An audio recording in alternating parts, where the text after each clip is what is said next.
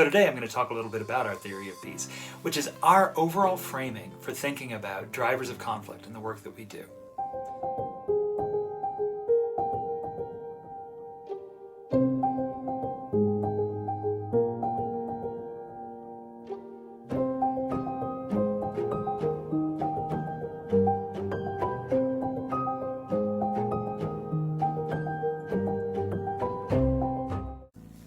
At OEF, my role is to help our strategy team think about the drivers of conflict, the drivers of peace, and help make sure that the work we do lives up to our commitment to be relentlessly empirical.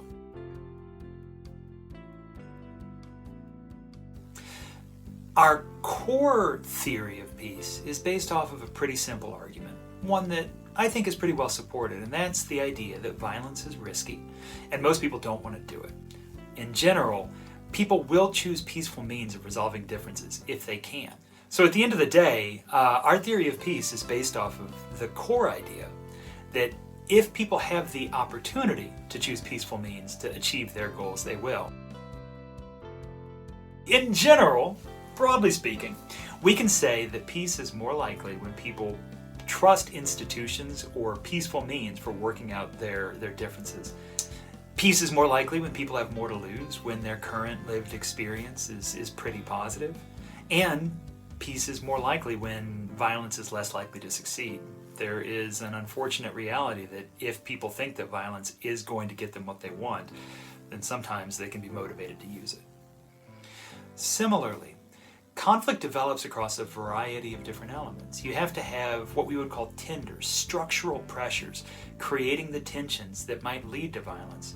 But these often erupt into violence, not because of a formal planned movement, but instead because of crisis moments where people's understanding of the sense of threat, the sense of possibility is changing very rapidly as things change around them. The differences, these basic drivers of conflict are pretty different when you're considering issues of civil war, conflict within the bounds of a nation, versus conflict between two states, more traditional wars. And then, of course, there's the extremely pernicious and all too common case of internationalized conflict, where one country, one government foments crisis or conflict in another country because they think it helps get them what they want.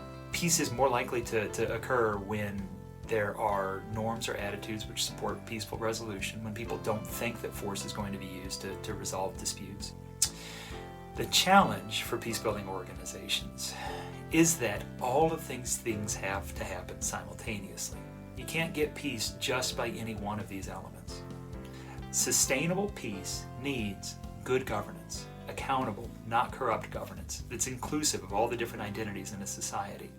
It needs norms which say that we will not use violence to resolve political disputes, and collective identities that say that we're all in this together.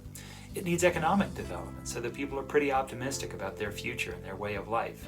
It needs social services like education and healthcare so that people's lived experiences are positive. The peace is the result of a complex system that is a whole bunch of different pressures all pushing on each other simultaneously. OEF's work in this area starts from a couple of different ideas. The first is that if we choose to operate in a country or a conflict environment, we have to have something to say. We have to show up. We can't just come in and say, hey, we need to work on all of these things simultaneously as external Western interveners.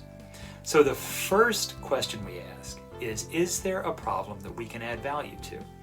In our work in Somalia, we focus on loan-based development for peace. In our work in Colombia, our first point of entry is in helping the disarmament, demobilization, and reintegration process of former fighters. But across all of our work, our first question is, can we help you? Our next question eventually is, what have we learned about the conflict system that helps us try to identify how we can support networked approaches that address multiple drivers of conflict simultaneously?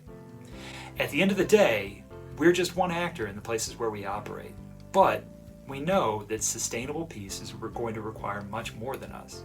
So we try to do, whenever we can, work that supports not just a narrow and specific point of entry, but work that scales to address the problem at the level that it's actually being experienced, and more than that, work that we hope can help catalyze a group of organizations working together to address all of the multiple drivers of peace. I think that because of that, I'm comfortable saying that our theory of peace and our theory of impact are evidence-based, or at least evidence-informed, consistent with what the thinkers out there that are analyzing this work say needs to be done to deliver peace. The challenge is figuring out how to do it, and that's where OEF hopes that we can contribute.